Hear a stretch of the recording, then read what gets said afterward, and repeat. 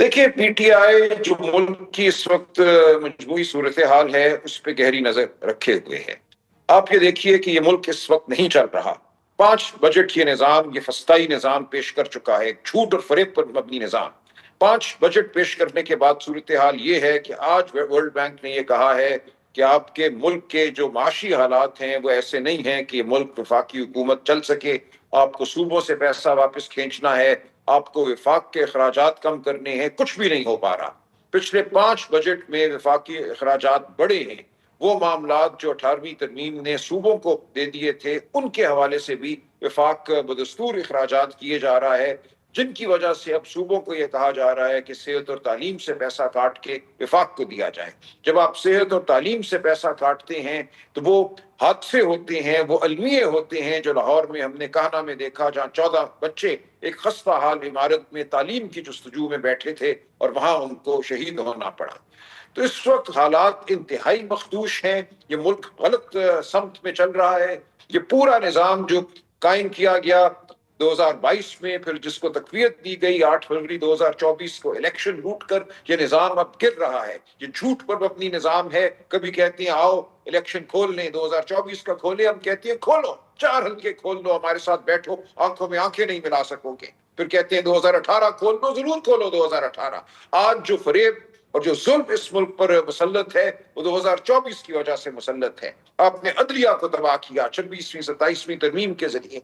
तमाम इदारे इस वक्त इस मुल्क के खोखले हो चुके हैं, उनकी रूह को सल्ब कर लिया गया है, मईशत नहीं चल रही। अच्छा सलमान साहब, ये मतलब आप ये कह रहे हैं कि जो वज़ीर आज़म साहब ने ये पेशकश की है कि इंतखाबात की तहकीकात करवाएं, तो वो दावत आप, वो पेशकश आप कबूल करते हैं? बिल्कुल बिल्कुल हम कबूल करते हैं। इनकी हिम्मत नहीं कि ये हल्के खोल सकें। 2024 में जो हुआ, जिसकी बुनियाद पे आज ये हुकूमत में बैठे हैं, ये आंखें नहीं मिला सकते हमसे। 4 हल्के आप कोई से खोल लें, 40 हल्के खोल लें। इतनी 8 फरवरी और 9 फरवरी की रात को इतना बड़ा हमला हुआ जमहूरियत पर कि उसको आप छुपा नहीं सकते। इसी की वजह से आपको आइन में तरमीम करनी पड़ी, आपने इलेक्शन कानून में तरमीम की, रिटायर्ड जजों को, जो पीसीओ के जज थे उनको इलेक्शन ट्राइब्यूनल लगाया। तो जो निजाम इस वक्त इस मुल्क पर राइज है वो मुकम्मल तौर पर झूठ, फरेब और थॉन्स पर मबनी है। और इसके सब के बावजूद मईशत नहीं चल रही, बल्कि इसकी वजह से मईशत नहीं चल रही। जहां कानून नहीं होगा, जहां लोगों की इज्जत महफूज नहीं होगी, वहां कोई सरमायाकारी नहीं होगी। आप टैक्स लगा रहे हैं उन लोगों पर जो पहले टैक्स के बोझ तले दबे हुए हैं। इस 5 साल के अरसे में 5 बजट में आप टैक्स की बेस को वसत नहीं दे सके।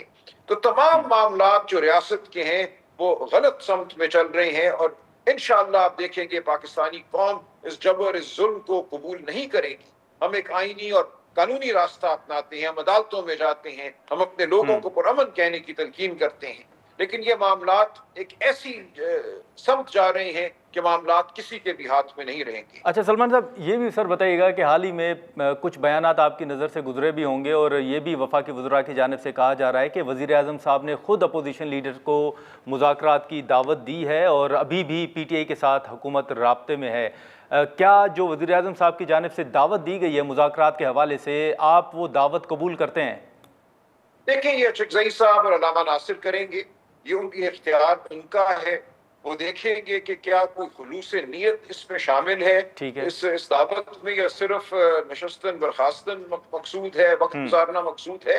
जो असल इस कौम का इस वक्त मैं समझता हूँ नस्बुल ऐन है, वो हकीकी आज़ादी है। वो आज़ादी है जो हमें उस वक्त मिलेगी जब इस मुल्क में आइन की बहाली होगी, आज़ाद अदलिया की बहाली होगी। इमरान खान साहब अपने मुकदमात जीत कर अदालत से बाहर आएंगे, किसी डील के तहत बाहर नहीं आएंगे। लेकिन हमने ये सब कुछ मुमकिन करना है एक जमहूरी तरीके से, अवाम की आवाज को बुलंद करके। ये करें मुज़ाकरात, अगर ये मानते हैं खुलूस नीयत से कि मुल्क गलत समझ चल रहा है, मुल्क को हमने सही समझ डालना है, उस सब के लिए हमको इकट्ठे बैठना है, मईशत को ठीक करने के लिए हम सबको इकट्ठे बैठना है, तो बात हो सकती है। अच्छा सलमान साहब, साथ में ये भी बताइएगा कि हाल ही में हमारे ही शो में महमूद खान नचकज़ई साहब ने ये कहा था कि अगर खान साहब के हवाले से हुकूमत का कोई एटीट्यूड तब्दील नहीं होता तो फिर वो असम्बलियों से इस्तीफ़े भी दे सकते हैं। फिर उसके बाद बैरिस्टर गौहर साहब का बयान है, असद कैसर साहब ने भी कहा था कि मजबूर ना किया जाए कि उनको इस्तीफ़े देने पड़े या ऐवानों से निकलना पड़े। क्या पार्टी के अंदर ये राय है कि असम्बलियों से इस्तीफ़े दिए जाएँ?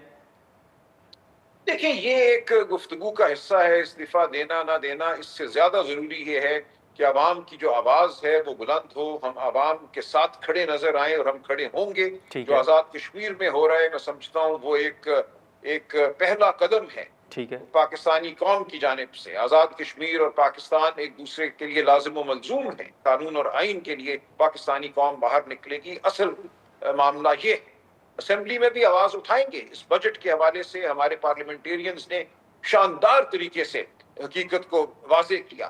جو حملہ ہے عوام پر 2026 کے بجٹ کے ذریعے، اس کو قومی اسمبلی میں، صوبائی اسمبلیوں میں ہمارے ممبران نے بالکل واضح کیا۔ ان کا ایک بہت بڑا رول ہے، میں ان کو خراج عقیدت پیش کرتا ہوں۔ جی لیکن اگر یہ فیصلہ ہوا پارٹی میں، اگر یہ فیصلہ ہوا کہ عوام کے ساتھ کھڑا ہونا ہے، اس کے لیے استعفے دینا ضروری ہے، تو وہ کرنے سے ہم گریز نہیں کریں گے، لیکن اس وقت اس کی ضرورت مجھے نظر نہیں آ رہی۔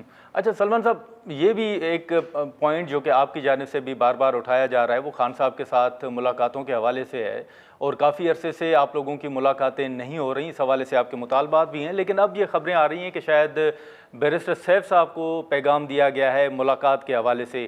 آپ آن بورڈ ہیں اس معاملے پر؟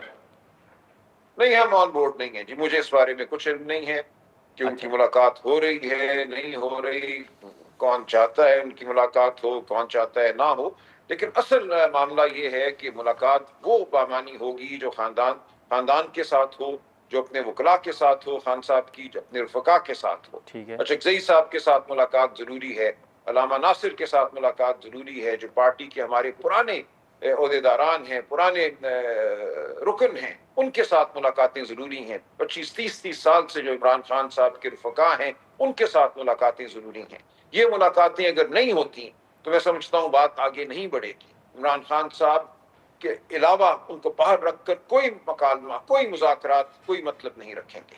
اچھا سلمان صاحب، ساتھ میں حال ہی میں جو ملاقاتیں ہوئی تھیں محسن نقوی صاحب کے ساتھ، اور بعد میں وہ خبریں بھی سامنے آئیں، تو اس حوالے سے کیا پارٹی کو اعتماد میں لیا گیا ہے؟ آپ کے علم میں ہے کہ کیا بات چیت ہوئی اور وہ مذاکرات پھر آگے کیوں نہیں بڑھ سکے؟ نہیں دیکھیں، میری نظر میں وہ جو ملاقاتیں تھیں وہ ایک رسمی نوعیت کی ملاقاتیں تھیں۔ اچھا آئین میں ایک نیشنل اکنامک کونسل ہے، وہاں جا کر خیبر پختونخوا کا مقدمہ لڑنا وزیر اعلیٰ خیبر پختونخوا کا فرض تھا جو انہوں نے نبھایا۔ اسی طرح باقی ملاقاتیں جو ہیں کسی نہ کسی آئینی یا سیکیورٹی کے معاملے کے حوالے سے ہوتی ہیں، جی ان میں کچھ بہت نہیں ڈھونڈنا چاہیے۔ اگر کوئی خلوص نیت سے باقاعدہ ملاقات ہوئی ملک میں جمہوریت کی بحالی کے لیے، عدلیہ کی بحالی کے لیے، تو وہ بامانی ہوگی، اور اس میں عمران خان صاحب کو آپ کو شامل کرنا ہوگا، پھر بات آگے بڑھ سکتی ہے۔ اچھا سلمان صاحب، یہ بھی بتائیے گا کہ پارٹی کے اندر آپ ہی کے رہنما اب یہ بات کھل کے کہہ رہے ہیں کہ ہمیں قائمہ کمیٹیوں میں واپس جانا چاہیے۔ یہ پارٹی کے اندر کئی رہنماؤں نے ہمارے شو میں بھی یہ بات کہی ہے، ایون بیرسٹر علی ظفر صاحب نے بھی یہ کہا ہے۔ آپ سمجھتے ہیں کہ واقعی پارٹی کے اندر اس حوالے سے آ رہا ہے کہ کمیٹیوں میں واپس جانا چاہیے، اور کیا پی ٹی آئی یہ فیصلہ کرنے جا رہی ہے؟ دیکھیں یہ ایک بڑی مضبوط رائے ہے پارٹی کے اندر کہ جانا چاہیے، ٹھیک لیکن ہے، دیکھیں یہ خان صاحب کا فیصلہ ہے۔ جب تک خان صاحب سے ملاقات نہیں ہوتی، ان کا حکم نہیں آتا، تو یہ نہیں ہو پائے گا۔ اس میں بالکل دو آراء پارٹی میں موجود ہیں۔ اچھا لیکن یہ بھی بتائیے گا کہ آپ کے علم میں ہے کہ گنڈاپور صاحب کو ہٹا کر سہیل آفریدی صاحب کو سی ایم بنایا گیا، اور اس حوالے سے پھر ان کے خلاف خبریں آئیں کہ ان کو ہٹایا جا رہا ہے، نائلی کے حوالے سے، ریفرنس کے حوالے سے باتیں ہوئیں۔ ابھی تک آپ کے مطابق سہیل آفریدی صاحب کی جو اسٹریٹجی ہے، جو حکمت عملی ہے، جو وہ کرنا چاہ رہے تھے، آپ کے مطابق وہ کیا کچھ حاصل کر سکے ہیں؟ دیکھیے سہیل آفریدی صاحب کا وزیر اعلیٰ بننا ایک جمہوری عمل کا نتیجہ ہے۔ ہاں ان کو کسی بھی حوالے سے میں سمجھتا ہوں کسی جمہوری یا عدالتی حوالے سے کوئی خطرہ نہیں ہے۔ وہ اپنا کام خوش اسلوبی سے کر رہے ہیں۔ ان کے آنے سے پارٹی میں ایک نئی روح پڑی، وہ بالکل اپنی جگہ بات درست ہے۔ خان صاحب کا یہ فیصلہ تھا، یہ پارٹی کا فیصلہ تھا کہ ایک تبدیلی چاہیے، تو وہ معاملہ اپنی جگہ چل رہا ہے۔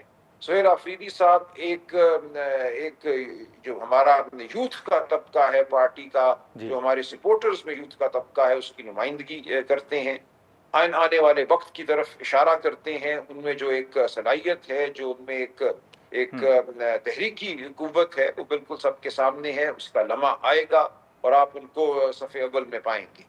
अच्छा सलमान साहब, अब एक नुक्ता और भी है जो कि अब पाकिस्तान पीपल्स पार्टी भी उस पर बात कर रही है, और वो है इलेक्शन कमीशन के हवाले से। आपके इल्म में है, नवीद कमर साहब भी ये कह रहे हैं कि इलेक्शन कमीशन जो है वो अपनी मुद्दत पूरी कर चुका है, नए कमीशन की तश्कील ज़रूरी है, और उन्होंने अपोजिशन से अपील की है, आप लोगों से अपील की है कि वो हुकूमत के साथ बैठें ताकि नई कमीशन का जो है वो फ़ैसला हो सके। क्या आप लोग इस मामले पर हुकूमत के साथ बैठेंगे?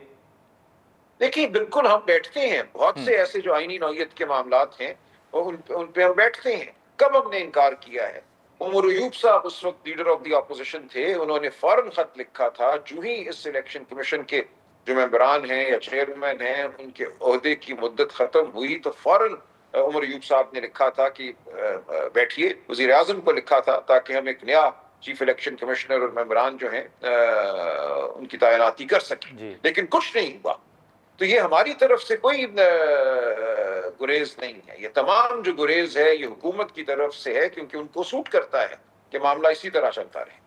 अच्छा, साथ में एक आखिरी सवाल होगा सलमान साहब, ये बताइएगा कि हाल ही में आपकी बड़ी मुलाकातें हुई मौलाना फजल रहमान साहब के साथ, और साथ चलने का फ़ैसला या किसी एक नुक्ते पर इत्तफाक नहीं हो सका, लेकिन राब्तों के हवाले से ख़बरें जो हैं वो ज़रूर सामने आ रही हैं।